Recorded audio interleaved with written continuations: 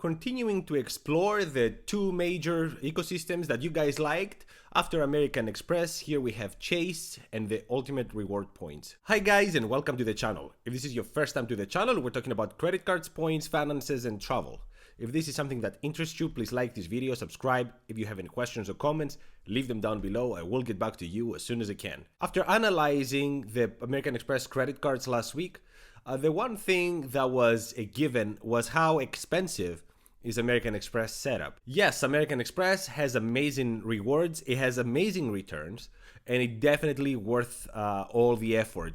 But at the same time, I know many people in my personal circle that don't feel comfortable spending all that money in annual fees, and they get scared by it. On top of that, it can be tricky to use those points correctly. I myself have not managed to get over 1 cent per point. I do realize that many of you get a whole lot more than that, but at the same time, the kind of traveler I am is the value kind of traveler. And for people like me, people that are not really comfortable about spending all that money in annual fees, Chase is here to save the day. Without any further ado, let's jump to the Chase Ultimate Reward earning credit cards and come back to wrap it up. We're gonna start with the basics. Sapphire Reserve, Sapphire Preferred, Freedom Flex, and Freedom Unlimited. This is the base. You can have a trifecta. You must have the Freedom Flex and the Unlimited, and then you can add either a Preferred or a Reserve based on your needs. So for the first year, we see that the Sapphire Reserve has 50,000 points, current sign-up bonus after spending 4,000 in 3 months. There is a nice credit of $300 a year, $100 TSA pre-global entry. There's no memberships, lounge access is priority. That includes the restaurants, which crucially American Express does not have anymore. Multipliers, 5x on flights through the portal, 10x on hotels, car rental and restaurants through the portal. And these are expensive restaurants, just not McDonald's restaurants. 3x on all restaurants and travel, and 1x on everything else. That 3x on travel is crucial because Chase travel includes everything. Parking passes, tolls, you name it, it covers it. And 1x on everything else, there's a 50% boost through the Chase portal when you book flights or hotels. And you can also use these as pay yourself back, which is for certain kinds of categories. I know from previous experience with my Preferred, when they first introduced something like that, you could use that to 1.25 cents per point for groceries, for example. I'm not sure exactly on what categories this is. I don't have the reserve anymore, but we will talk about this a little later. The return on spend for the first year is 18%, which is not bad at all, but as we see, compared to the others, is not that great. The current offer for the Preferred is at 80,000 points after spending the same amount of money for the Reserve, so 4,000 in 3 months. There's a 50-year annual credit towards hotels through the Chase portal, and then 5x on travel through Chase portal, 2x on all other travel, 3x on restaurants, groceries, select streaming, 1x on everything else, 25% boost on through the portal, and 10% back every year. Now this is tricky because it's not 10% on the points, it's 10% on the amount you spend. So yeah, if you spend $1,000, you're gonna get 100 points. So it's not as great as you might think, but it's something. Adding all that, it gives us a return on spend of 26%. I find that to be very decent for a $95 annual fee credit card. I mean, the annual fee is very low for this kind of credit card, and I love it. Now, the Freedom Flex and Freedom Unlimited, they both have 0 annual fees. They offer 20,000 points, $200 they call it. But we're looking travel right now. So if you have one of the Sapphire cards, you can transfer those cash back as points, and it's 20,000 points practically after spending only $500 in 3 months. So it's very doable. The return on spend is crazy we're looking at 45% for each of these credit cards. And on top of the amazing multipliers they offer, they now both have 5% on gas. So you're covered. You get this, you're covered. The Freedom Flex has the rotating categories. It can be anything between Walmart and groceries and gas. But now that gas is covered, I'm very curious to see what they're gonna do in the next year on the rotating categories. And then for the unlimited, we have the 5x on travel, 3x on restaurants, drugstores, 1.5 on everything else.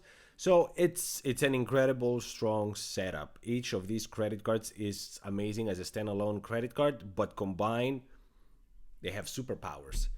What's important though, as we know, is not only what happens in the first year, but the second and every year after. With the sign-up bonus out of the way, we see how things change, and it's very, very interesting. The last credit card on the first year on return on spend was the Sapphire Reserve, and right now is the first. And this is because of that 1.5 booster that you're getting through the Chase portal. I mean, once you add the $300 annual credit and that 50% boost, you can really get some amazing returns, I must admit. I always thought, especially after a reintroduction of the Sapphire Preferred, that it would be better. It's really not. And the return on spend here also doesn't include any credits for the Priority Pass, which makes this a safe card to say that that 4.4 is guaranteed. As long as you travel once a year, you're gonna get it. And if you use Priority Pass, if you're able to do the spending the right way, you might get a whole lot more. The Sapphire Preferred, it becomes now a 3.5% credit card, and that is not bad. I mean, let's be realistic here. We see this kind of returns. As you see, basically the Freedom Flex has 3.5, the Freedom Unlimited has 2.8. This is because we're not using these as trifectas. We're using these as a standalone credit cards. As usual, I apply the $12,000 spending that we have, the imaginary budget. So we have the $3,000 on travel, $3,000 on restaurants, $3,000 on gas, $3,000 on groceries. So I'm not trying to get the best returns based on specific credit cards. All that $12,000 is applied on one card, and it's a given that this way you will not get the best returns. And now let's see how they look next to each other. So first year, the best is the Freedom Flex. Freedom Unlimited does have the same 45% return on spend. It's a given that it has it because of the 5% that it takes on gas. If that gas 5% was not there, easily the Freedom Flex is a better credit card. I've done the math before. We have previous videos talking about this. So Freedom Flex first, second is the Freedom Unlimited. Third is the Sapphire Preferred because of that increase in the sign-up bonus, and last is the Reserve. And on the second year, we see that things change. So the Reserve is first, second is still the Freedom Flex because again, I have it at 3.5, but if we were using this right, it would be 5%. Third is the Sapphire Preferred, and fourth is the Unlimited. Now, as you know, I like to put my money where my mouth is. So I did a strategy that we talked in previous videos. In previous videos, I said that I do have the Ink Preferred. I did downgrade my Sapphire Preferred before when it wasn't really making sense. That's before they updated it. And funny enough, when I did that, like a week later, they updated the Sapphire Preferred. So I'm like, oh, I'm stuck. But I decided to take the hit, take the blow, and not go another year without the Sapphire Preferred. So I did upgrade one of my Freedom Flexes to a Sapphire Preferred, and I downgraded the Ink Preferred to an Unlimited business. So I do have these credit cards right now. My setup is the Sapphire Preferred, the Freedom Flex, and the Freedom Unlimited.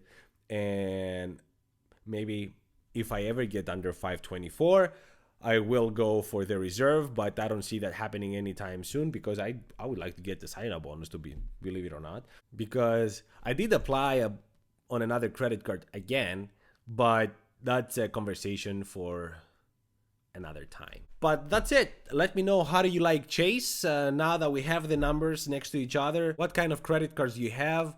Which one is your favorite, and what is your specific setup, and how do you use your points? Do you use them for Hyatt? Do you use it for flights? Do you use it through the Chase portal? I'm very curious to see what you have to say about this.